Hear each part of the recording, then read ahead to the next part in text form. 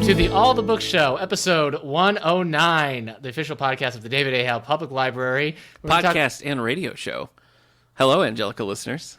Where we talk book news, author news, and literary news. I'm Eric Mickles, and I've been so rudely interrupted by... Nick Gunning. Oh, yeah. I'm your boss. Huh?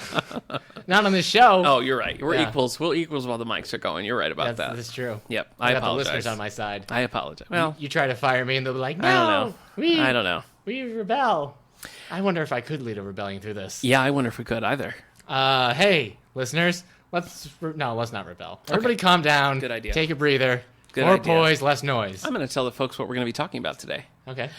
We had the Emmys this past weekend, so we're going to be talking about what won at the Emmys. A lot of page-to-screen adaptations did well this year, so we'll cover that a little bit. And then we're going to talk about some of our old-school favorite TV shows. Yeah. We have a pretty eclectic and thorough collection of TV shows, thanks to the man sitting across from me. Yeah. Eric J. Mickles.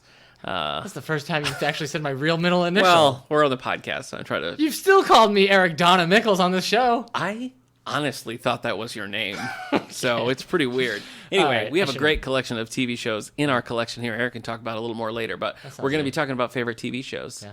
So right now, you want to move into our bookmark segment? Whew. Yeah, let's do it. Okay. Yeah, okay. All right. I feel good about this. All right, why don't you go first? What are we talking about again? Bookmarks? Bookmarks. Yeah, Yeah, bookmarks. I forgot for a second. I know you did. So you can attest to this. Okay. I forgot the book I'm reading. We left At- work yeah. on Friday. Yep. And I forgot my book at work. Yeah. Which means I couldn't read it all weekend. Yeah. Well, Friday was a weird day. Yeah. Yeah. What's with Fridays? I don't know. Why not make the whole plane out of Fridays? Why not make the whole restaurant out of... Oh, our producer's saying move it along. Okay. Oh, that was scary. It was. All right, so I read some graphic novels over the weekend because I Nice. had no books to read. I had lots of books at home, but I'm in the middle of one. I can't just understand. stop. I know, it's But hard to pick I'm a new going one to use up. bookmarks to talk about something in a second. Okay. As well. I read 2 volumes of Transmetropolitan, so that's volumes 5 and 6. Wow. I'm so far ahead of this series than you are. I've never even picked this I series. know, you gotta catch okay. up. All right, so you're... No, yeah. you'd hate this. Okay. So it's kind of gross. It's a lot gross at times, but it's really funny. It's very topical. It's ridiculous. I'm pretty sure Warren Ellis is just using it as a soapbox to complain about things he felt in 2001. But it's great. I'm going to keep reading it. Okay. And I finished volume 2 of Planetary by, get this, Warren Ellis, writer of Transmetropolitan. I'm pretty about that series. Well, you've only read volume 1. Yeah. So, what It do you didn't. know? It did nothing for Volume me. Though. 2 was more entertaining than Volume 1. It would have to But be. it's still a lot of just like people touring and explaining stuff. You know what it feels like?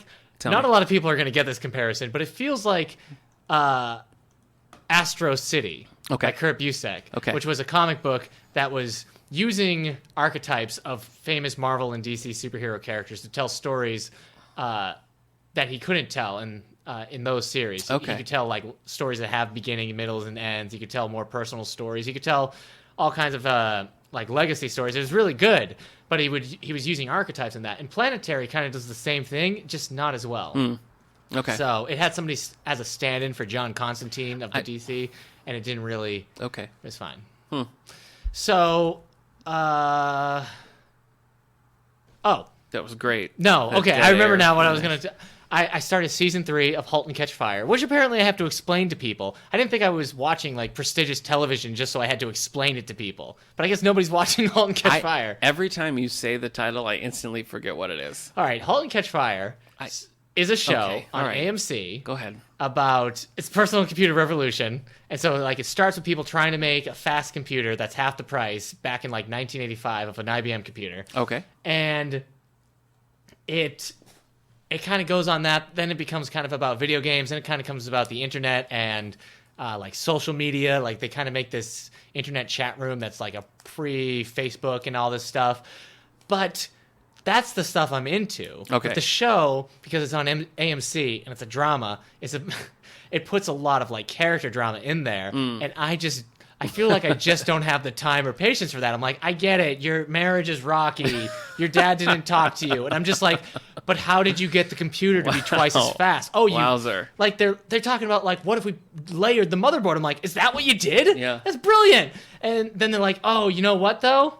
I just kissed this lady and she's not my wife. And I'm just like, I realized while watching this show and also Mad Men that what I think I really just want to do is watch documentaries and read nonfiction books about these subjects. Hey, man, they're out there. So because like I'm watching *Halt and Catch Fire*, I'm like, oh, you know what I really liked? *Masters of Doom*. Yeah. That book about the people who made Oh, Doom I remember. and Wolfenstein. That was a rough time when you were reading that book. There's a lot of talk was about great. Doom. A lot of talk about it. And I think it's the same thing with like Mad Men and other stuff. So if *Halt and Catch Fire* has taught me anything, Yeah. is that I prefer nonfiction. Okay. With this kind of stuff. All right. So I don't need all that extra drama. The drama Yeah, I agree. is in the invention. Yeah. So I'm still reading Three Body Problem. Okay. Good. Good. But I just put an order on for this book called Console Wars? no, I can't remember. Okay. It's about somebody. It's about a hacker. It's something Ghost in the Wires. It's Okay. about a real life hacker who like broke into a lot of stuff. He was kind of famous and everything. All He right. wrote a book about his life. So you're So, digging into that yeah. next. Also, I gotta start planning my Halloween reads, man. Do you got anything lined up? Well, we're both reading Ghost Story by Peter Straub. Yeah. I know that. I'm going to try to get in Stephen King. Maybe finally I'll sit down and read Gwendy's Button Box or Wendy's Button Box, something yeah. else. I don't know. You could read it, like No. everybody in America right now. I don't think so.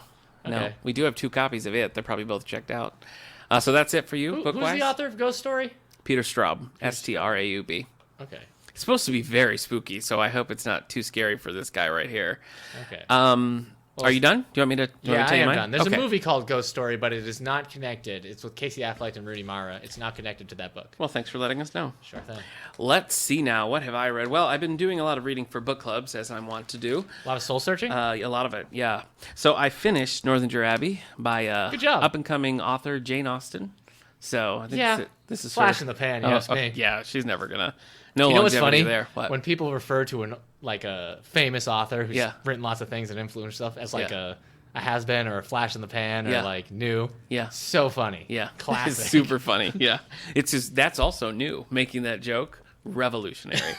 So I read Northanger Abbey, Okay. and I'll save a lot of it for the book club. But let me just tell you, it didn't convert me to being like now I have to go read every Jane Austen. You have to go but see I Carrie was, Russell's Austen Land. Yeah, but I was often pleasantly surprised by the wit and the sort of the sharp turns that the story would take, and I kind of liked that the heroine was a bit of a mess. Like I Yeah. thought that was fun. I didn't really expect that. I expected it to be a little bit more stuffy. Hot mess? So I would say. Nice. So I'm glad that I read it. Okay. I didn't love it, but it was definitely like worthwhile Yeah. to do so. Are you going to read the sequel?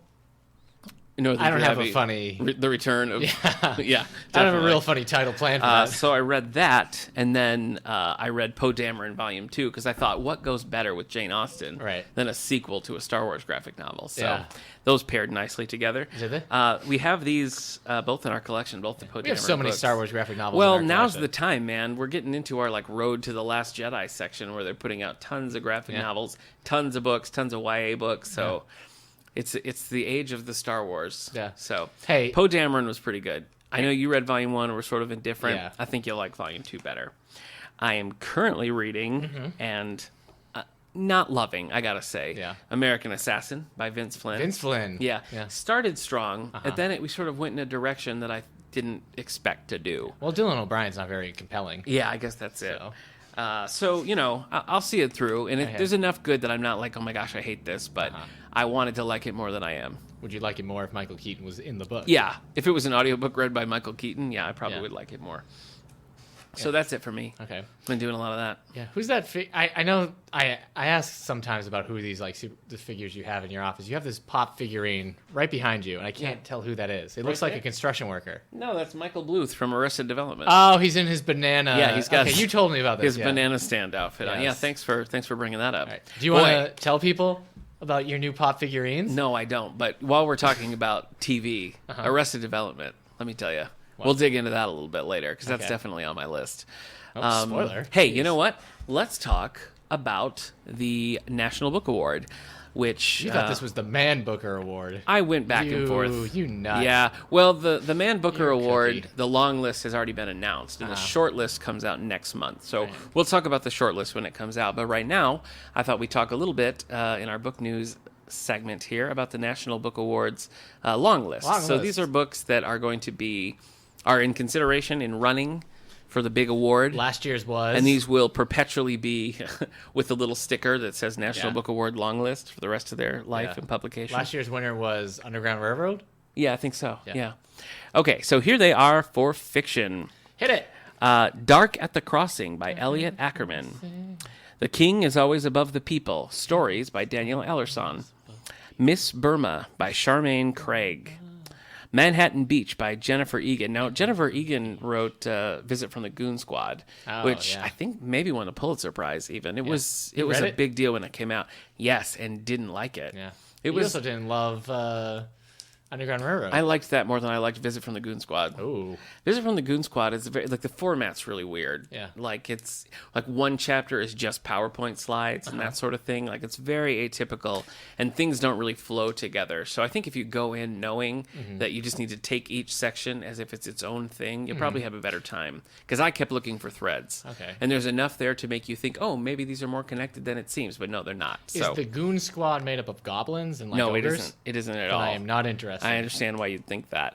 The Levers by Lisa Ko. Panchico by Min Jin Lee. Her Body and Pachinko. Other Parties. Pachinko is like those what do you call those? I don't know. Those lever games that they have in Japan. Oh, okay. Cool. Her Body and Other Parties. Stories by Carmen Maria Machado. What? A Kind of Freedom by Margaret Wilkerson Sexton. Sing Unburied Sing by Jessamine Ward. And Barren Island by Carol Zorif. So these are the fiction long list. I recognize none of these authors. I recognize the title, Visit from the Goon Squad. Oh, Jessamine Ward is she has one that I can't remember it right now. You're but thinking she's got- N.K. Jessamine. No, I'm not. Jessamine. No, it's Jemison that you're thinking of. I'm thinking I'm thinking of Jessamine Ward. It's All just right. Well, I don't recognize many of those. So. okay. Well, hit us up with the young adult ones. The young adult ones. All right. So this is the long list for the young. They call it the young people's literature. Okay. So, let's see, because I think some of these books would count in our like juvenile section as Okay. well. So we've got What Girls Are Made Of by Elena K. Arnold. We got Far From the Tree by Robin Benway. All the Wind in the World by Samantha Marbury. You Bring the Distance Near by Matilda Perkins. Long Way Down by Jason Reynolds. Oh, we just got a book by Jason Reynolds. Maybe it was Long Way Down. Maybe it Can't was. be sure. I Am Not Your Perfect Mexican Daughter by Erica L. Sanchez. Hey, don't say that. Oh, that's the title. That's Okay, the title sorry. of the book, yeah. That's on order from here. We have Orphan Island by Laurel Snyder. We have a few copies of The Hate You Give by Angie Thomas. I think we also have Clayton Bird Goes Underground by Rita Williams Garcia. And then we have American Street by Ibi Zaboy? Zaboy. I don't know. Sorry. If I had to guess, it's probably going to be The Hate You Give. Oh, yeah. So Yeah, Angie Thomas. That's I been don't all over the think place. I'm Not lately. Your Perfect Mexican Daughter is actually out at the moment. So, but it that's should always be, confusing. I think it will be out by the time the award is Yeah. announced, and I'm pretty sure by the time the short list is out. So, Okay. yeah. All right, so there's more. You can find all of these at nationalbook.org. There's other categories. There's nonfiction. There's poetry. A few other things to look at there, and we'll keep you posted when the short list comes out. And then finally with the winners, we'll talk about that a little later in the year. That sounds right. Yes, it does. Now let's turn to book news Okay. as far as the publishing world goes. Okay. All right, so here's some advance notices for you. You can mark your calendars for mid-November. That's when these are coming out. Oh, okay. Stephen Kuntz, The Armageddon File. Stephen? Stephen, yeah. Not Dean. Not Dean, nope. The Armageddon File by Stephen Kuntz. This is book number 8 in his Tommy Carmellini series, which I'm not familiar with. The next exciting thriller from New York Times bestselling author Stephen Kuntz.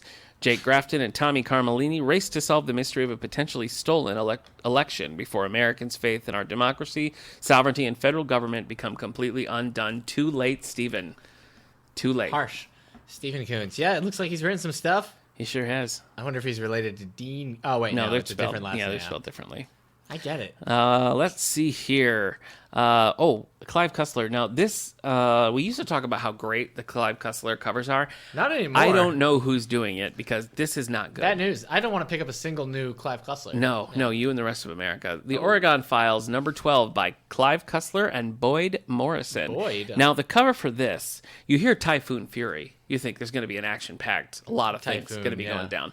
It looks like a shot from Thomas the Tank Engine that they CGI'd two people running on top of, like, say, Percy. That's what it looks like. So not very riveting. But Oh, that's terrible. I know. I'll tell you what it's about. Hired to search for a collection of paintings worth $500 million, Juan Cabrillo and the crew of the Oregon soon find themselves in much deeper waters. Bad. The vicious leader of a Filipino insurgency is not only using them to finance his attacks, he stumbled upon one of the most lethal secrets of World War II, a Japanese-developed drug designed but never used to turn soldiers into super warriors. Okay.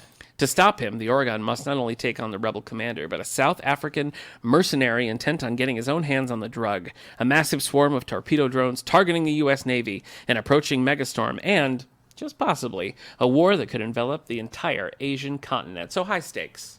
High stakes, we're saying here, with the Typhoon Fury. We should give Clive Cussler some leeway. It turns out he's Okay. 86 years old. Pretty old. So I'm actually not surprised he's not writing all his books anymore.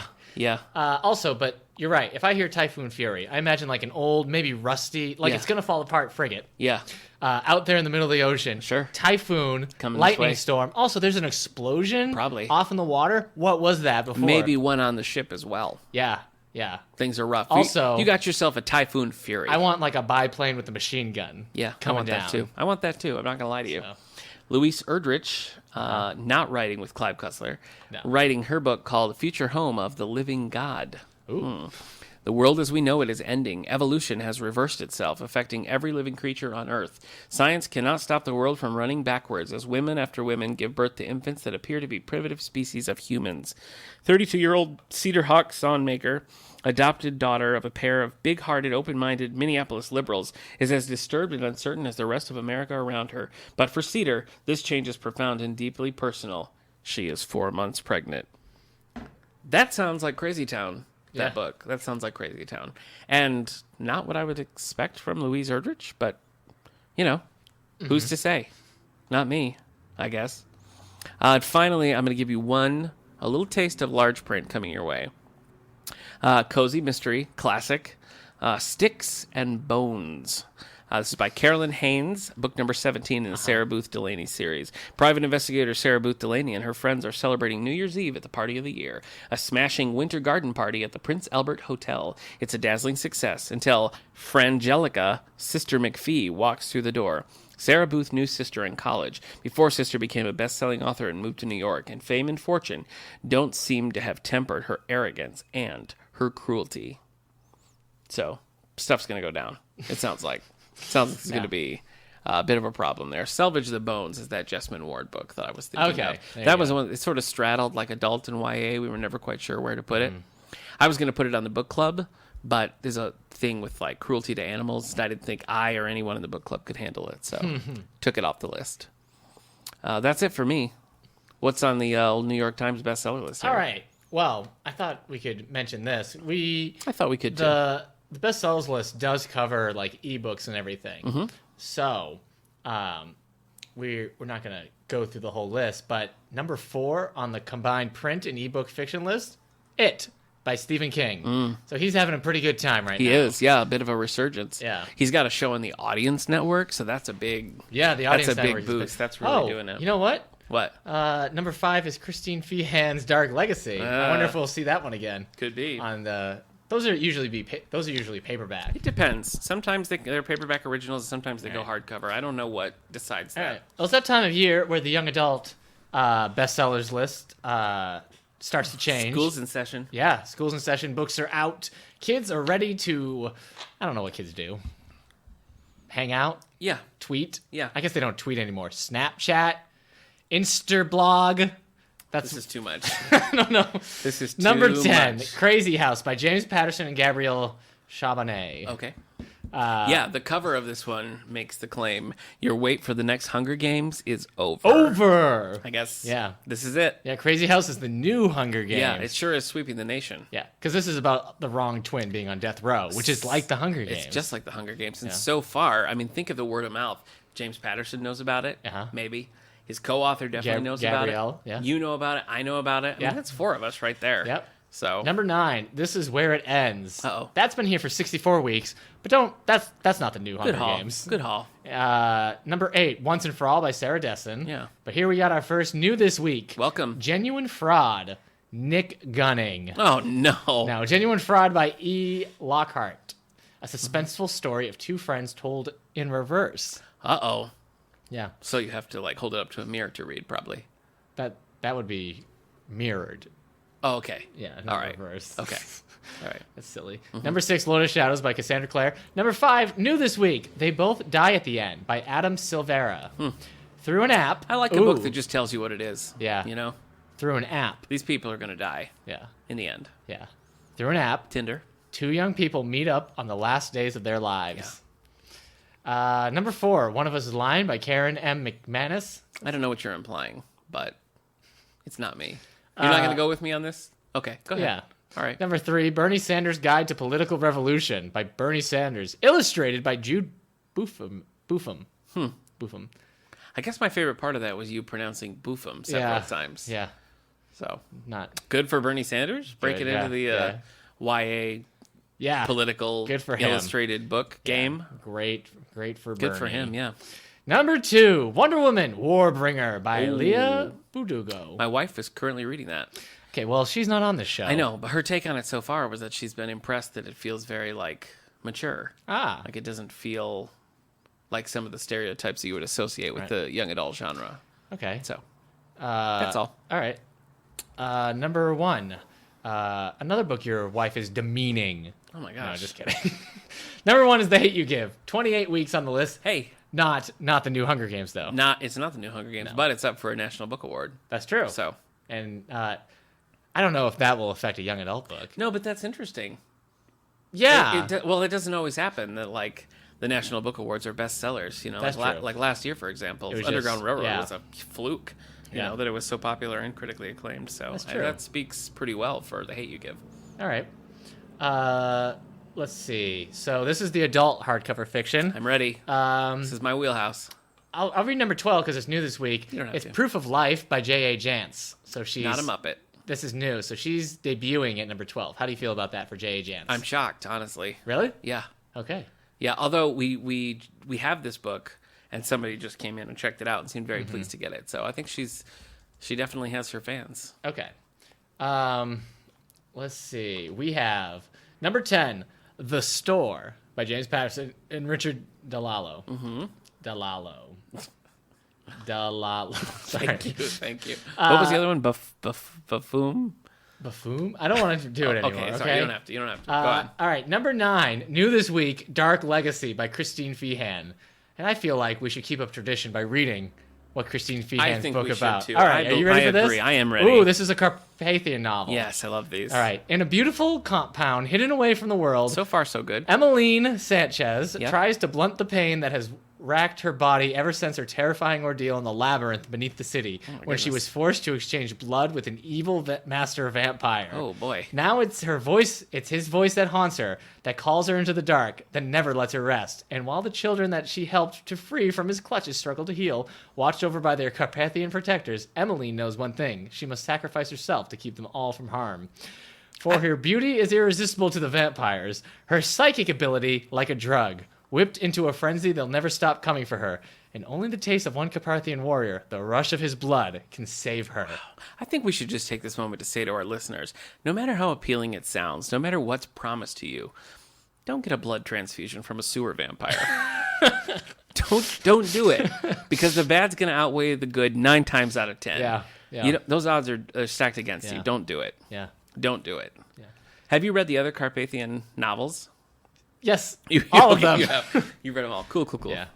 All Look, right. we tease, but I'm glad that people are reading. I am too. So Yeah. and I know she has her like diehard fans. Oh, yeah, absolutely. So who would you say is bigger though, Big her business. or J.R. Ward? Is it J.R. Ward? That's a good question. Because they're kind of like in the same wheelhouse, right? They are, but J.R. Ward occasionally puts out just like a very straight novel. Like she just did like a multi-generational family saga that did really well. So Wow. I don't know. Hey, That's Christy hard to say. Feehan, the glove has been thrown. I guess so. Yes. What if she was like, I'm telling a multi-generational thing, and then the twist in the third book is that we've been following the same people because they're vampires. and Oh they'll my live forever. goodness. The She same couldn't help people. herself. The same people. Yeah. Wow. Okay. All right, number 8, Camino Island by John Grisham. So that's almost off the list, but it's still here. Still up there. Number 7, new this week. Oh, this is weird. I'm ready. Oh, maybe it's the author. By The Bernie Western Sanders? Star. It's a Western. Okay. Craig Johnson. Oh, okay. Yeah, Craig Johnson from... The Walt Longmire novel. There you go, Longmire. This Yeah. is book 13. That's not Parole surprising. hearing of a serial killer. That's not surprising. In the decades-old memory of a train ride with Wyoming sheriffs put Longmire on a collision course between past and present. Longmire had its own page to screen. It was a A&E show for a while, then Netflix Longmire. scooped it up and kept going. Yeah, So, I recognize that. Number 6, new this week. No. Oh, I need a break. boy. Number 6, boy. 2 weeks on the list. All right. The Right Time by Daniel Steele. It's always the right time for Daniel Steele. sure is. So, That should be the blurb. When you have that much money, it can be whatever time you want it to be. Yeah. Danielle Steele, it's 2 a.m. Nope, it's 5 in the morning. And that's the right time. My name isn't Danielle Steele. Is she Southern now? I guess. Okay, I assume she's Southern. I don't think she is. Really? Yeah. Oh my gosh, I've been living a lie. Number 5. Yep. Glass Houses by Louise Penny. You shouldn't throw Louise Penny books through glass houses. No, you shouldn't. Number 4. Why is for yesterday by Sue Grafton. Sue Grafton. But what is today? But why is for yesterday? It's a tomorrow. Great question. Okay. Danielle Steele was born in New York City. Yeah. So you have to do like a really she probably thick New doesn't York have accent for Yeah. Danielle Steele. You're right. That's going to change everything. Yeah, she's always yelling that she's walking. I'll here. have to practice. I can't just do it. There's 2 things she's always saying. I'm walking here. Yeah. And New York is the greatest city in the That's world. true. Those are the 2 Those things. are the only things. Yeah. Number 3, Enemy of the State by Kyle Mills. It's the Vince Flynn character, Mitch Rapp. Yeah. Leaves the CIA Yeah. to go on a manhunt when the nephew of Look out. a Saudi king finances a terrorist group. So this is very relevant to our lives right now because we're currently reading the American Assassin Vince Flynn book starring Mitch Rapp. Yeah. It's his, relevant it's his to our origin lives. story. Yeah. And the movie's out, and Yep. it's getting great reviews. Well, it's getting really bad reviews. yeah, we got to tell the truth. Really on this bad podcast. reviews. Number 3, though. Yeah. That's pretty good. Yeah, especially since Vince Flynn's not here anymore. Yeah. Kyle Mills has taken over. Yeah. I And don't mean Kyle to say- Mills I isn't don't- here anymore either. I don't mean to say he's on Danielle vacation. Steele's writing for... Is she really? No. Wow. no. She's walking Kyle Mills here. is still alive. He is. And writing for Doing Vince very Flynn. well. He's number 2, 3? 3. Number Number 3. 2 is sharing the space with number 1. Oh, boy. So... We got a real horse race here, folks. Yeah, J.D. Robb's Secrets in Death. Book number Wait, that's, 68. That's Nora Roberts, It right? sure is Nora Lieutenant Roberts. Eve Dallas investigates the murder of a professional gossip who dabbled in blackmail by Nora Roberts, writing pseudonymously. Yeah. Do you have a guess on what number in the series that is? 23. 45. Oh my gosh! Yeah, That was a fun reveal. it was. And pretty Very good for fun. her to Yeah. be coming out at number 2. Fantastic. for Doubt her. she'll be there next week, but still. Ooh, ouch. J.D. Robb. The glove has been thrown. I've by thrown a Nick. lot. I only have 2 gloves, so now.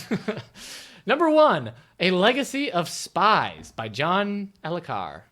John Le Carre? John Le Carre. John Le Carre. I see what I did there. John I read Le La as Carre. Ella. You know, I've been realizing I'm not good at reading out loud. You're just. Okay.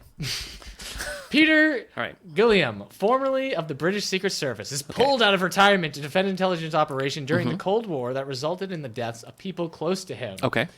There's a lot of like, but I'm retired. And they're like, but we need you. He's like, ah. Yeah. Oh, yeah. I don't do that anymore. John Le Carre, big name in the Okay. spy genre. John Le Carre wrote Tigger Taylor Soldier Spy. He's been going for a long time. First book came out in 1961. So good for him to come out at number 1. Yeah. He hasn't written anything in 4 years, so been a little while since old Le Carre has done anything. Oh, you know what I liked while we're still talking page to screen because I keep bringing it up? The Night Manager.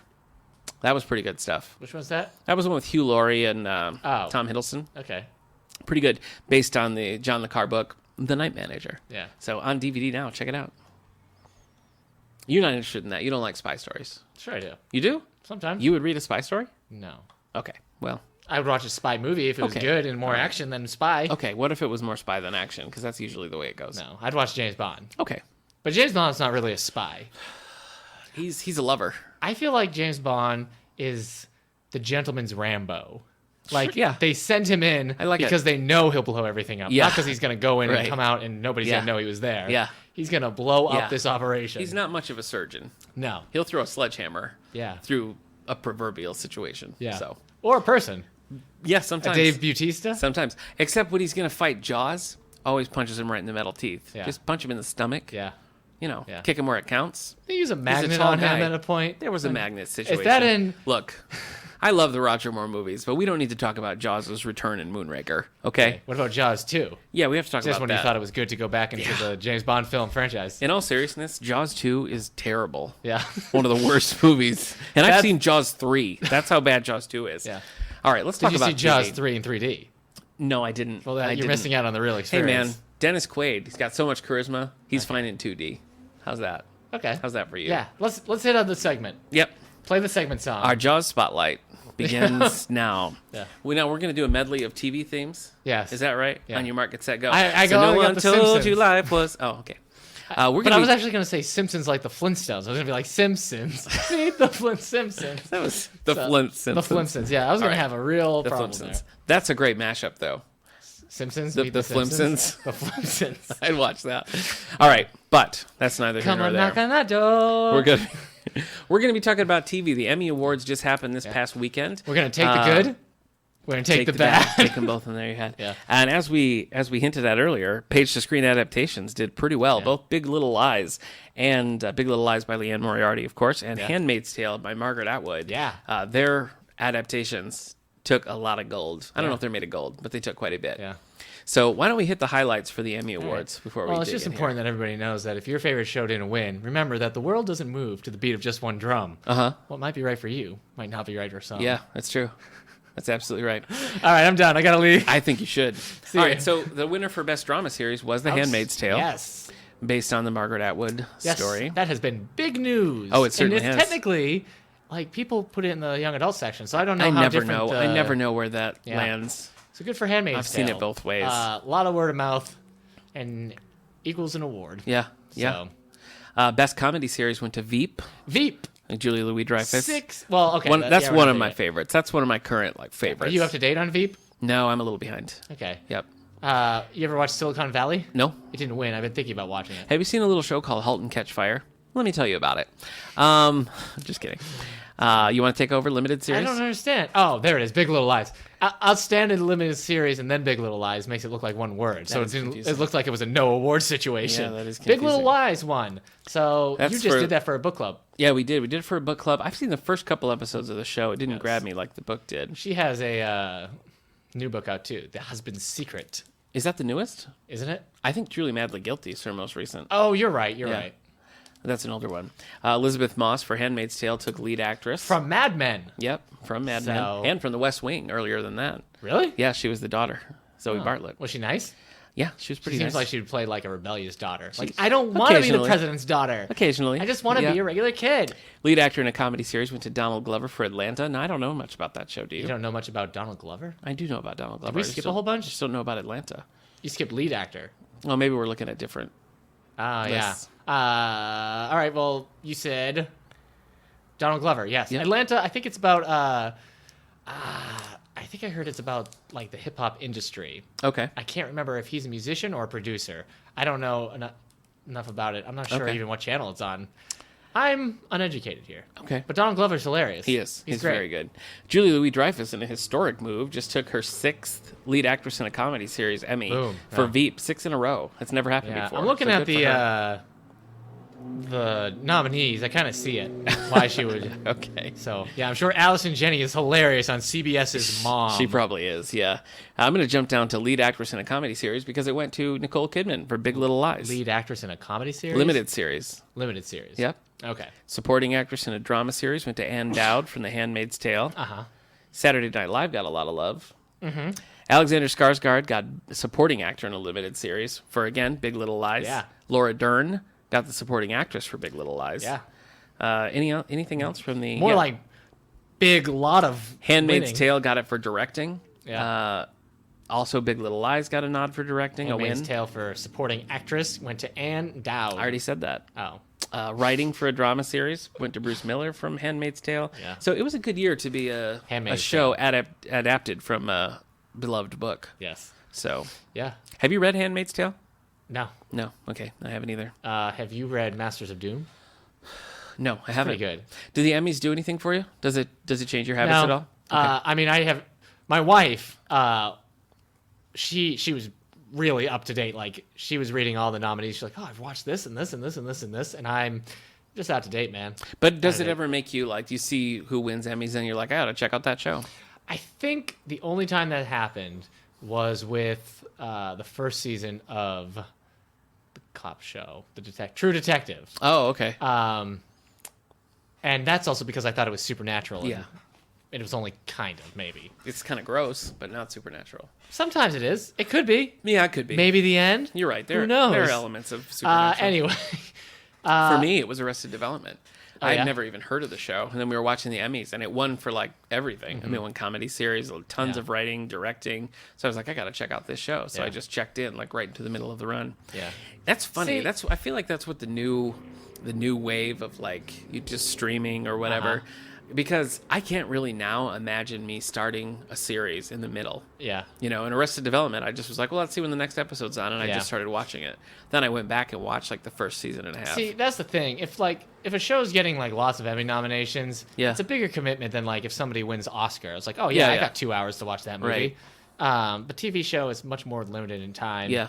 And a lot of times I've watched Stranger Things. Yeah. So and Westworld. And I'm probably not going to watch more Westworld. A Maybe I will. shockingly small amount of, like, traditional network, like, broadcast TV got any Yeah. nods this year. Yeah. This Is Us got a few. I think Modern Family got a few. But outside of that, Yeah. not much, if anything. yeah. So it's changing a lot, Yeah. No. certainly. Emmys don't do anything for me. Okay. And I guess I don't watch a lot of even the prestigious cable stuff. Okay. So you knew that already. I did know that. Yeah, that's no surprise. Yeah. Well, we're going to talk about some of our favorites today. What? No, you said that was. No, you said just that don't was like that kind of stuff. Not Yeah. because you're, like, dumb. You just don't like it. Thanks, man. That's what I Yeah. was looking for. Yeah, well, you got it. Thanks. We're going to talk about some of our favorites. Now, I pulled aside a couple of, like, sentimental favorites. Not thought- things that I would be like, you got to watch this show, but things that, for me, have just, like, left a mark on my brain. See, I just wrote down my favorites. And I love them eternally. So this isn't. I'm not really recommending. Okay. I mean, you should watch every show I ever say is good. Oh, okay. But this isn't me recommending to people. So do you have, like, a top 5 that you want to talk about? Yeah, I don't. Okay. I don't have to Bogart though. All right. No, that's Why fine. don't you go ahead? That's fine. Well, then let me tell you my sentimental favorites. And you Okay. tell me if you have any sentimental favorites that didn't quite make the list. Okay. All right. Some of these are from my childhood. When I was a kid, I was big into Nick at Night. Yeah, you were. I loved the Bewitched? Dick Van Dyke Show. No, Yeah. I wasn't allowed to watch Bewitched. Oh, that's right. I Dream of Jeannie. Yeah, I Dream of Jeannie's on my list here. There was a time when, like, if pressed, I would say I Dream of Jeannie is my favorite show. Yeah. I was a child, but still, Yeah. I loved You were that. a child and super into midriffs. I remember I remember there's like a 3-part episode where Jeannie gets locked in a Bottle. no, not a bottle, like a crate. And Yeah. she's in there for so long that the crate becomes her bottle. Oh, Whoever no. opens it becomes her master. So there's this whole big race, like who's going to get it. And I was like on the edge of my seat. Was this the 50s? I was on the edge of my seat. I Dream of Jeannie, no, 60s. Wow. Yeah. The 60s. They were a lot more psychosexual than they were willing to admit That's at the true. time. That's true. She trapped in a box. Whoever opens is her master. Yeah. Midriffs. So as much as I loved all Nick at Night, and it's hard for me to like give it to one because You're Get gonna Smart, give it to- Dick Van Dyke Show. I'm gonna give it to I Dream of Jeannie Nice. because it was like that was appointment viewing for me. Yeah. It was like I have to see the next Yeah. episode. Yeah. No So- kids of my neighborhood. I can't play. I Yeah. Dream of Jeannie's out. Yeah. I don't know if you're joking or recounting an actual thing that's happened in my childhood because both are true. Nick, Tommy got a dog. The first show that like I was like an adult show, which is silly now, Mm-hmm. that really hooked me was Beverly Hills 90210. I remember because it was kind of like I shouldn't have been watching it, Yeah. you know, Yeah. because I was like 10, Yeah. you know, but that went from 1990 to 2000, so like a full decade. So all through like Yeah. junior high and high school, I had to know what was Yeah. going to happen. So You love your that- 90210. I do, and I did make my wife watch all 10 seasons. Okay. So we haven't watched the CW reboot. Oh. But Beverly Hills 90210 will forever be on my list. Okay. Lois and Clark. Love it. All right, take a break now. Love it. We spent all last week talking about Lois and I Clark. know, I'm just telling you, all Lois right. and Clark's always going to be It's on just there. gonna get a name. And in the same vein, I would say Smallville. But Lois and Clark is a more solid show. Yeah. Smallville And there's sort of an actual Superman gets in it. away from their premise. Yeah. But that ran for 10 seasons, so respect. And finally, Star Trek Voyager. We always stay up till midnight when I was in college and catch the syndicated reruns of Star Trek Voyager from midnight. Yeah. Then I get up at 7 in the morning for a class. It was a simpler time. Yeah. Sure was. So do you have anything like that? Those are just your sentimental favorites. Yeah. Do you have anything like that that wouldn't make your list of like, this is one of my favorite TV shows of all time? But something that's All right, just so like... these are the shows that aren't in my top 5. Okay. Then I guess Scrubs. Oh, yeah. But the problem with Scrubs is that it gets bad. It's wildly uneven. And then maybe it doesn't get good again? No, it gets it back. Okay. I would say it's it very gets it back. uneven. Yeah. But I mean, if I didn't turn it off when I was watching it. Yeah. I liked Scrubs a lot. Scrubs goes from like almost like a cartoon Yeah. to hyper serious. Yeah. And it doesn't always make the transition. It's a weird well. mash. It is. Yeah, you never know what you're going to get. I still love Scrubs.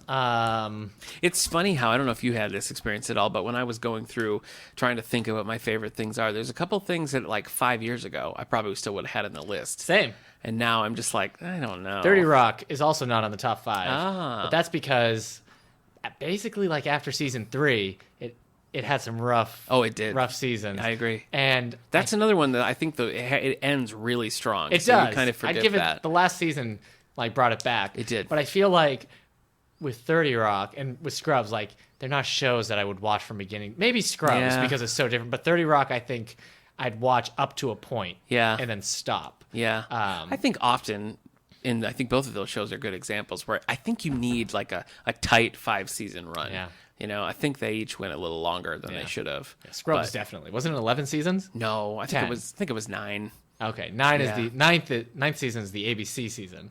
No, there was 2 ABC seasons. Oh. Yeah. Huh. So. All right. So those would fall off your list. Yeah. Okay. Yeah. All right, so hit me with one from your list. Maybe Home Improvement and Malcolm in the Middle, but I haven't watched them in so long, so I don't know. Definitely. If Home Improvement is as funny as I remember it, or whatever, and I don't know if Malcolm in the Middle, though I know that show also kind of gets a little long in the tooth. Yeah, well, he's like 38 by the time it ends. Yeah, so he's like, what's it like living at home? Here's a couple that are gonna gain me some enemies that you're married to. Is this your top 5? No. This is shows you don't like? Shows that fell off the list. Ah. I don't think Gilmore Girls has legs anymore. When it was on, I was totally into it, and now trying to revisit it, I'm just like, I liked it. Yeah, you know who has legs? What? Lauren Graham. Am I right? Sorry, I'm sorry about that, everybody. That's okay. I was also The West Wing, which disappoints me because I was hardcore into The West Wing, but I've been sort of rewatching with the podcast that they're doing, and I'm just kind of like, I still enjoy it, but it's not like perfect. Is the first season it still good? Yeah, I mean it's incredibly sexist, and it doesn't always. Sometimes I feel like it's a little too lofty. That's funny. You know? When The Flash came out and True Detective, it was like 2 or 3 years ago. Yeah. When everybody was getting like, wow, TV's so good right now. Yeah. And everybody was talking about their favorite shows. Somebody on Twitter, I remember reading like, you're all talking about The Flash and Daredevil and Game of Thrones. The first season of West Wing would eat your face. That's always stuck with me. But I guess you're saying it maybe won't eat my face. It's good. Okay. It's good. I just don't know like. If you weren't a part of it when it was on, if you just go and pick up The West Wing, is it going to do it for you? Right. I don't know. And especially with like the way politics have turned, I just don't know if. I don't know. Yeah. Maybe in 4 years you might like it again, but who knows? Anyway. So those aren't on your list. Those fell off. Yeah, they were on my list a short time ago, but they're off. Yeah. Seinfeld's not on my list, but I love it. It's not in my top 5. Yeah. But I like Seinfeld. Yeah. There's a lot of shows that aren't in my top 5. Yeah. Third Rock from the Sun. Yeah. I'd watch that. Yeah. Right now. Seinfeld is just sort of like, I feel like it's just a thing on its own. Yeah. You know, it's hard to put it in a list, but it's just like great. Yeah. It's just great. All right. It's sort of great in the same way that I Love Lucy's great.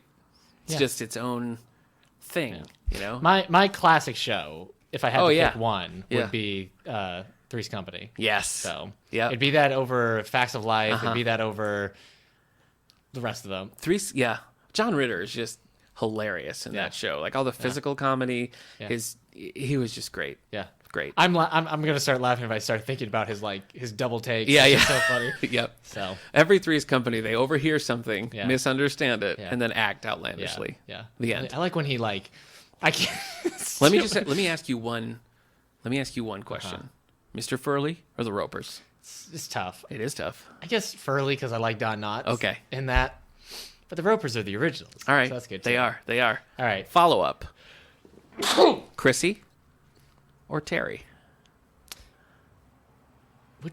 Terry's the third Chrissy's one. the dumb one. Terry's the last one. Okay. Yeah, the nurse. The nurse. You know, I think I preferred Terry when I Wow. was younger, but I know Chrissy's also pretty funny. Okay. I think. So you're a late in the game Three's Company fan, sounds like. Me? Yeah. Well, I was 14, No, I mean the later 15. seasons. The later seasons seem to be the one you like the best. There Larry's great. Larry's great. All of Yeah, them. okay. All right. Give me. Hit All me right. on your list. Frasier. Oh, yeah. This is on my list. Okay. Frasier. Yep. Frasier's hilarious. Yeah. Frasier's still good. I've just watched the first. Look, it sounds crazy to say this, but I just watched the first 10 seasons Yeah. of Frasier. Yeah. The first 10 seasons. I've still never seen the last season. I'm getting there. Yeah. It's still great. Yeah. Stays strong. Later seasons, not so much. You can definitely tell the drop off, especially when you're marathoning the thing. But it's so funny. Yeah. It's just so many great moments. Yeah. So I love it. Yeah. Yeah, that's That's it. great. And I'm not a Cheers fan. I've tried to watch Cheers, Oh, I and love it Cheers. never connects with me. I could see why it would be hard to go Frasier to Cheers because the humor is totally different. Yeah. I mean, it's a big ensemble show, Yeah. and a lot of it's just a totally different kind of Yep. thing. And Frasier is very different. Yeah. From I mean the character of Frasier Yeah. from Cheers to. Well, it's the cast of Frasier that I like a lot too. So yeah. it's hard. And they're to... pretty much all in Cheers as different characters, so that's always fun. Roz, really? Like when they show up. Cool. You know, that's cool. Fun fact: Kelsey Grammer is the only actor to ever have won an Emmy award in 3 separate series playing the same character. Nice. Cheers, Good for him. Frasier, Wings. Yeah, he's a little bit crazy. A little bit. He compares his acting to that of the works of Christ. Oh wow. Okay. So Yeah. anyway, Yeah. is Frasier on your list? No, it's You not. But monster. maybe it should have been. I'm going to do one that you're I going feel to like you're a Cheers fan that over you're a going Frasier to drone fan. about.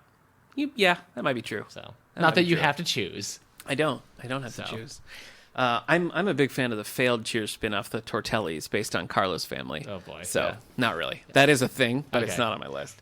I'm going to say one, and I just don't want to hear it from you. Okay. Okay. This is in your tops. The Office. Okay. I love The Office. That's fine. Even Why are you even gonna hear from me? Even because you're always like it got so stupid, blah blah blah.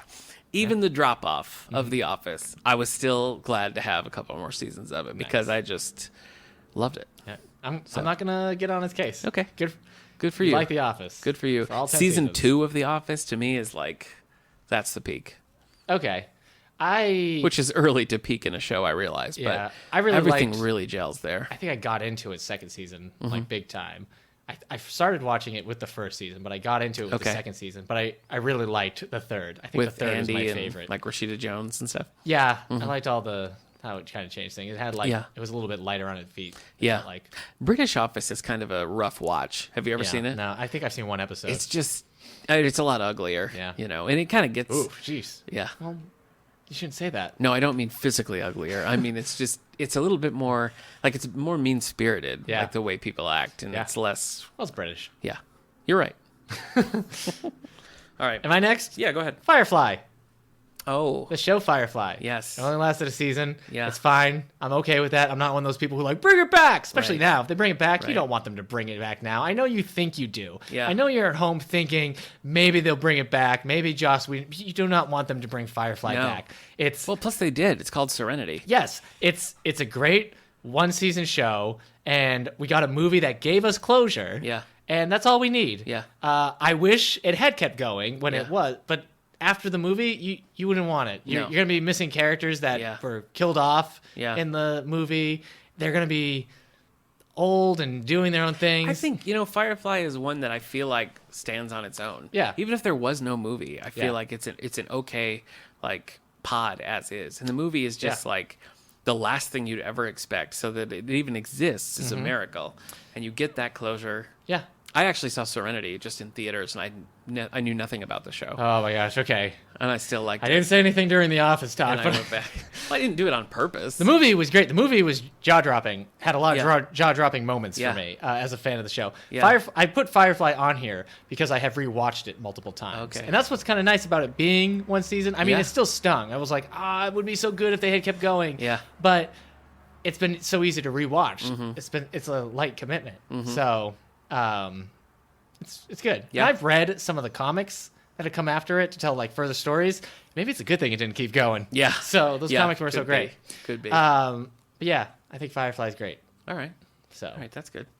I should say I didn't include any cartoons that are technically kid cartoons. So there's no Batman the Animated Series here, and which is why Batman Beyond isn't on this list either. Yeah, it goes without and saying. There's no anime on here. Okay. Otherwise, Cowboy Bebop would probably be on this list. All right. Respect. Yeah.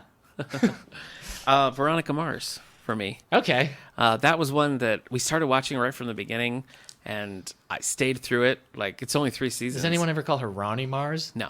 I would. The 3rd season is like different. They were like, don't make it so serialized, and they moved to college. So that's always a rough transition, but I think it did find its groove. Yeah. And I think probably if not for the whole UPN WB merger, it probably would have had a little bit more time. Okay.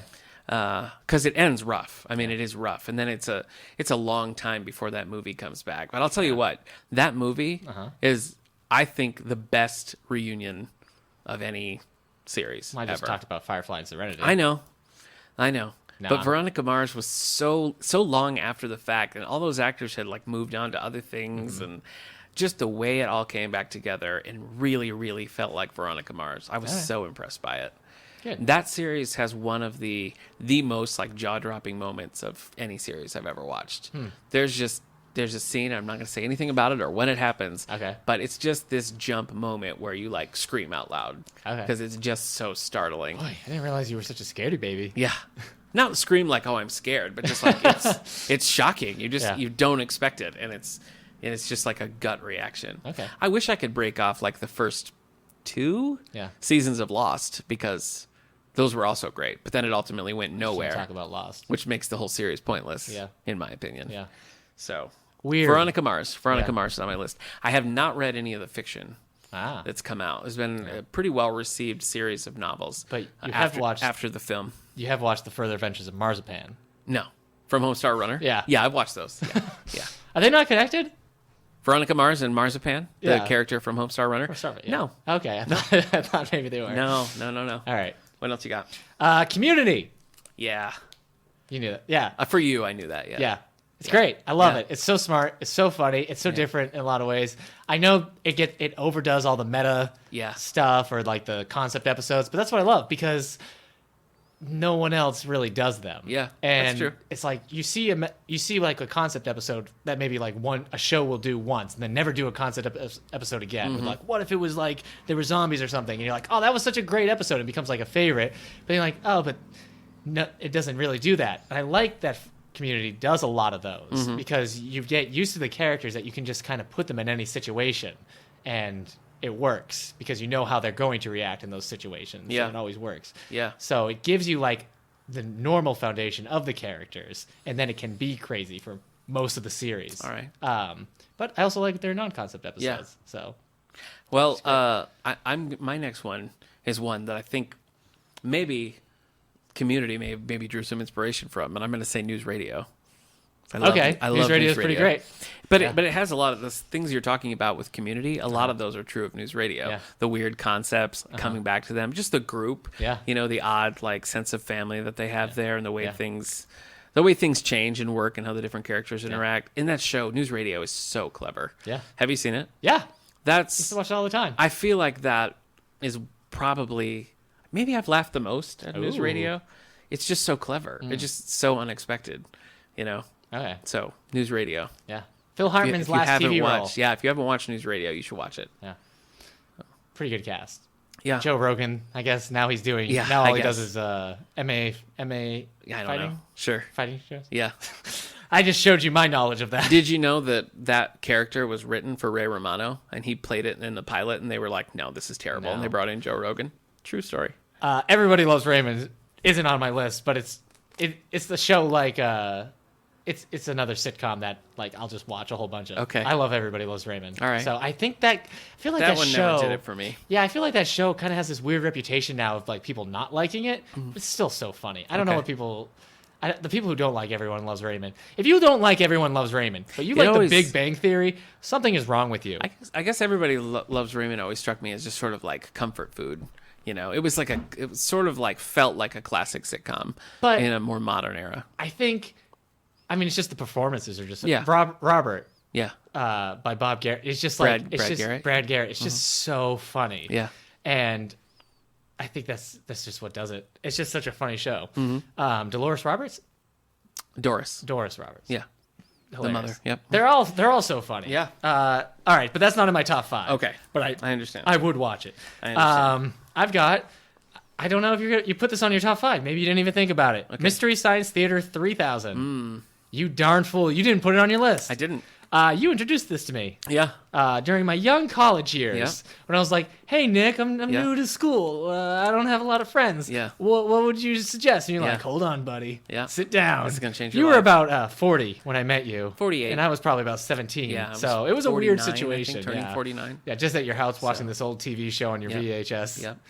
No, that it didn't play like that. You know, we had that in the college library when I worked there, and I'd occasionally be like, "Oh, you should check this out." Yeah. And people would be like, "I don't get it. That was so stupid." Yeah, people are I was dumb like, who don't get Mystery no. Science Theater. No, I you're not love gonna it. You're I not have gonna watched a few of them multiple times. I've watched some of them by myself, and I've watched a whole bunch with you. Yeah. Got my wife into it. She Those loves it. Mystery Science Theater is one that like repeat viewings just make it funnier. Yes. You know, like Mitchell, the first time I watched it is like, okay, that was funny. Yeah. The more I watched it, I just like It's wait just, for it's the just turns. such a good concept. It's so like, clever. yes, we're just gonna have 3 people Yeah. watching a bad movie making fun of it. Yeah. And you're like, that doesn't seem like it can carry a thing. But like, they're doing. It's not like improv. Yeah. It's not on the fly like Yeah. we do when we watch a movie. Right. And they watch these movies multiple times and come up with like the best Yeah. bits. Yeah. And they're layered. You know, like things keep coming back. and it's something that can just like last because Yep. there's always going to be bad movies. I would recommend Mystery Science Theater to most people. I Mm-hmm. like it because it lets me watch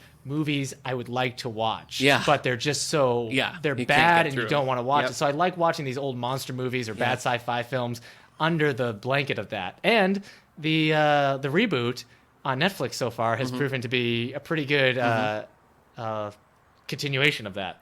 So okay, okay. go on. Well, I'm gonna give it to Mad Men. One of the ones. I know you're not a fan of Mad Men. I like was it. in. Like Yeah. we watched the pilot like when it aired, and we're like, "What is this?" It was just so different and so like that's a layered show. I mean, Yeah. that's things where like it's a long game. Yeah. You know what I mean? Like things pay off. You're waiting and waiting, and then it finally comes, and it's like perfect. You know, that's one that I would have shaved off probably 2 seasons on. Ooh. I think it just stretched it a little too far. Yeah. You know, so that would be my wish that they could go back and structure it in like a 5-season thing. Okay. Even with that, though, That'd be I your think it's wish. just Your I Dream a Genie wish. yeah, just the writing and the acting and the unexpected relationships in that show and the things that just sort of come out over time were so impressive. And like that was one that had me right till the end. Right. So, Mad Men. Okay. Yeah.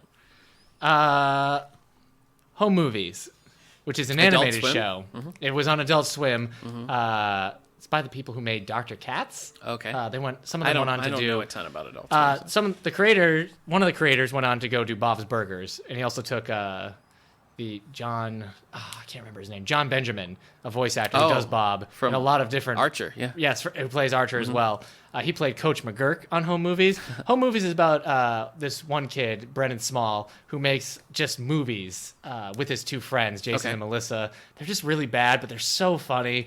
And it's just kind of about their little, not just their movies, but just life. They kind of form like a family. Coach McGurk kind of becomes like a father figure. It's weird. He's a terrible person, Coach McGurk. But it's just so funny. The characters are just so silly. It only lasted 4 seasons, but it ends really well. Yeah. It's another one that I'm just going to keep watching forever and Nice. ever. The first season is in Squiggle Vision, which was Dr. Katz was animated. Okay. And also in Squiggle Vision. That means the lines just kind of squiggle. Oh. And it's hard to watch. And they did that for the first season of Home Movies. I'm like, no, we got to stop this. Yeah. And so Weird. That's a weird it's hard to rewatch the first season. Yeah. But also, Brendan's mom kind of reminds me of my mom. So I don't know. Weird. Yeah. But it's just. Is it your mom? No, it's not my mom. Oh, okay, cool. Her name's Paula in the show. My mom's not named Different. Paula. Your mom's Yeah. not a Paula. But I love it. I don't know this one. It's another reason why I don't recommend these to everybody because it's an acquired taste, but it's just so Okay. funny. And I almost wanted to put Futurama there, Oh, but I feel like yeah. Futurama went on that's also tough. too long and Yeah, had maybe. that movie phase. The movie phase was rough. The Comedy Central times didn't really. They had some really good episodes, Yeah. but it's not as solid as like the first 4 Yeah. seasons. The first season of Futurama is like perfect. They're so funny. I know. But I didn't even think of that one. Future- That would have been up there for me. Futurama. If we were doing a top 10, I think. Yeah, Futurama is there. It's just not on the top 5 at the moment. Okay. So, Let's talk Arrested Development for a minute. Yeah. Where does that fall for you? if it's great, I love it. Okay. The 4th season is not great, That's the thing. but though I started to understand it more as Yeah. the 4th season, like halfway through the 4th season, I was like, oh, okay. But it ruins a few of the characters. It does. Maybe all the characters. I think so. That's it's why. funny, even though it's not good for the show. Yeah. At times. Right. So. It's on my list in that I think it's just like a groundbreaking, brilliant, hilarious show. The first 3 seasons are great. Yes. Yeah. And it's crazy that like people are always like, "Oh, Fox mistreated that show so bad, blah blah blah." And like they didn't really, because it never had good ratings and it ran for 3 seasons, Yeah. you know. Like that would never happen now. Yeah. So the fact that they like let it go for as long as they did. Yeah. And even when they decided to cancel it, they aired all the episodes. Yeah. Like it happened. But Yeah. that show, that's one that every time you watch it, you catch a new layer. I You know? rewatched it probably right before the 4th season Okay. came out, and I was like, "This is the easiest show in the world to Yeah. rewatch." Yeah, So- it is. The structure, I mean, they must have just planned things like a year in advance Yeah. because so many little it's a season. jokes. You know, yeah, but I mean, so many little jokes will Yeah. pay off Yeah. in unexpected in ways that are so far Yeah. from when the like seed was planted. Yeah. But it's one of those ones where you have to accept the 4th season, Yeah. and I just hated it. When I was younger, I would have been a teenager when it first aired, and I watched the first season on a regular basis, but then I couldn't find it Oh afterwards. yeah, they moved it all over the place. and Yeah. so that was my problem. Well, there's a mistreatment. Same They thing with moved it all over the Futurama. It wasn't until the DVDs that I finally got to watch some of the like 3rd Yeah. and 4th season stuff, because Fox was like, "Where's Futurama? Is it here? Yeah. Is it before a game? Is it Yeah. during a game?" Yeah, and they So- screwed that one so much that it ran as 5 seasons when it's Yeah. really only 4 seasons of material. They just Yep. held so much back. So I feel like Arrested Development Is that the can't quite make the list. That's your 5th one. Well, I'm not really gonna put it on there. Okay. It's just Okay. it's up there. Yeah. But because You got of a that lot. 4th season, I just Yeah, you don't got a lot know. more drama than I do, man. thank you. No, don't- on your okay. top 5. Do you have one more? I've got Rome. Okay. HBO's Rome. Which Surprising. is only 2 seasons. Uh-huh. It's so good. It's Super bloody. sometimes. Okay. Also very sexual. Ooh. So if you're not into violence or nakedness, don't watch Rome. But Rome did it before Game of Thrones Mm-hmm. and being this kind of genre specific drama. But it's just so good because it's taking place when Augustus Caesar is just a boy, and it's telling the story of Julius Caesar taking over and all this, and that's the 1st season, and then it's more Augustus' story in the 2nd season. Okay. You deal with Marcus Aurelius and Cleopatra, and like it's just so good and so compelling, and it kind of tells it tells you the stories of like the people at the top to like just commoners and soldiers, and it's just so good. I would say that with just those 2 seasons, it probably did it better than Game of Thrones. Wow. Because Game of Thrones is good and it has some amazing episodes, but it's also it was more episodic, and so like every episode felt very satisfying and great, whereas Game of Thrones can like, I guess we're watching 9 episodes to get to the good 10th episode. So Rome, I love. We got it here at the library. Also, I put Battlestar Galactica because even though the last 2 seasons are bad, it's only 4 seasons. Yeah. So it's not like a show that's gone on for 7 and Yeah. there's like a bunch of bad true. seasons. But I think what I just think of when I think of Battlestar is just the 2 seasons and just how good especially they the were. first season. That is rock solid. Yeah. And I feel like Battlestar, the first 2 seasons anyway. Yeah. And there were good episodes There were. in the bad seasons. Yeah. Battlestar has kind of created this situation where I just can't find I just can't find science fiction on TV that I like because I kind of hold it up to Battlestar. Everything else Yeah. kind of looks cheaper or looks like a pale imitation or just not good. It all kind of feels like Andromeda Yeah. now. Yeah.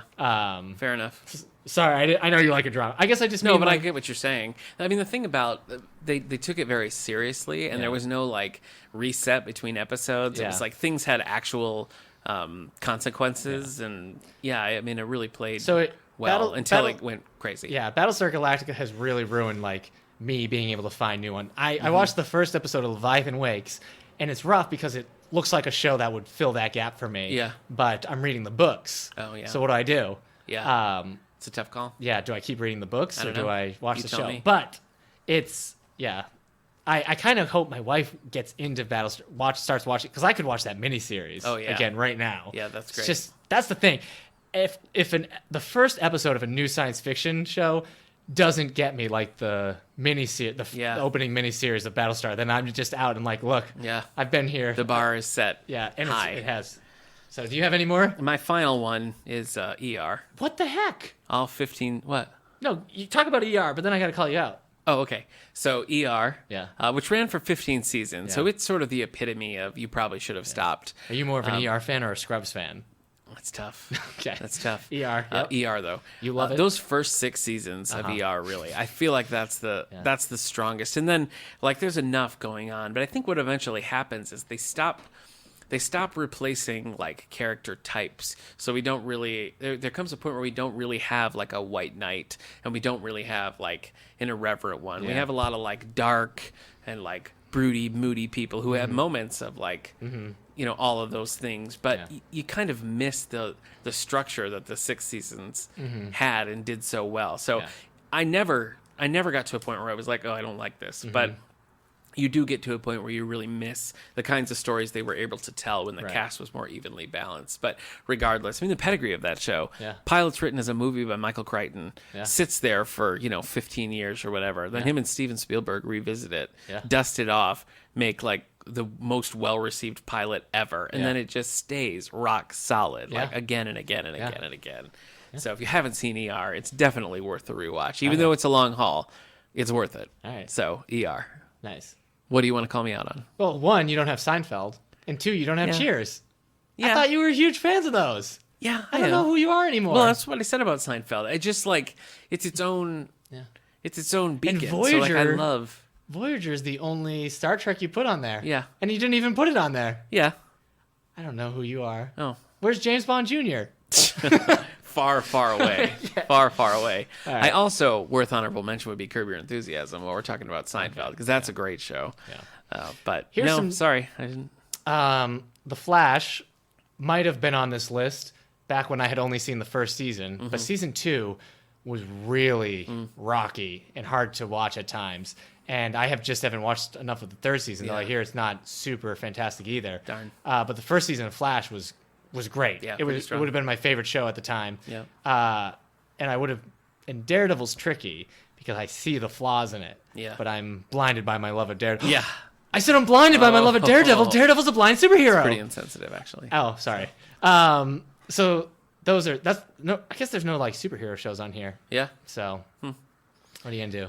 Well, if you'd like to call us out on anything, tell us the things that we did wrong, you can find us on Facebook at David A. Howe Public Library, Twitter at All the Book Show, Wellsville at stls.org, and rate us on iTunes. Yeah. If it's a good one. Yeah. Nick likes a lot more drama than I do. True. Not in my own personal life, but I'm very willing to admit I'm more of a sitcom person when it comes to TV. I can binge sitcoms. Oh yeah, it's hard for me to binge dramas, but I can definitely binge sitcoms. And I can't. I just like I just talked about it with *Halt and Catch Fire*. Like I just have a hard time getting into dramas. Yeah. It's just hard. Get to the Nintendo already.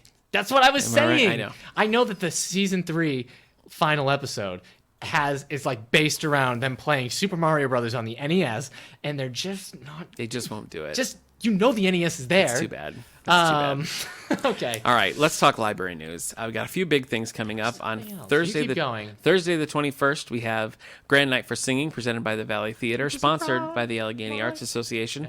It's a free concert, basically, little theater in there of singing. Basically the greatest hits of Rodgers and Hammerstein musicals. So that's going to be a lot of fun. The following week is History Week, so we have guest speakers in the auditorium every night at 7:30. That's 26, 27, 28, 29 of September. We're going to have a guest speaker down there. History Week. That's right. Sorry. That's right. School tours and lots of exhibits here on display at the library, so stop in and check that out. Yeah. Then October's a super busy month, too. We've got a John Denver tribute. We got a visit from world-renowned author Naomi Shihab Nye. We got a lot of stuff going on. That's in October, yes. Yep, so those coming down in October. Yeah. Book and clubs. We're showing Captain Underpants in October. True, we are. So that's based just off the of frosting Nick's on the cake. late 30s. Yeah. So When I was Captain Underpants? yeah, that's when you right. were like That's 38 right. and 39. Book club's finishing up Northanger Abbey, and then we're going to start By Nightfall by Pulitzer Prize winning author Cunningham? Michael Cunningham. Yeah. Won the Pulitzer Prize for The Hours. Sure did. We're reading his By Nightfall, and then we're also reading American Assassin by Vince Flynn. So Yeah. that's it. What's after Join us Assassin? for reading all of those. I don't remember. Ghost it's Story? yeah, that's Ghost Story. Yep. Yeah. Yep. We're going to be right in there. So Yeah. exciting times. We should announce that our not Jack Reacher. What's the author? Lee Child. Lee Jack Child Reacher? episode is going to be delayed, Yeah, we're going to push it to when the new book comes out. which is October. November. Okay, so Yep. we're saying we said it would be next week, but it's actually going to be Yep. in November. We're going to put that on ice Do until you remember the name new of book the comes out. new one? I don't. Okay. I just looked it up, but I don't remember All right right, now. it's probably like Jack Reacher, bus driver. Probably. Jack Reacher has to drive a bus something full like of that. commandos, and guess So that what? gives Eric a few more weeks to read up on Lee Child and Jack Reacher. Yeah. But that's going to do it for today. Anything else you want to add? No? All right. Ah. All right. See you next time.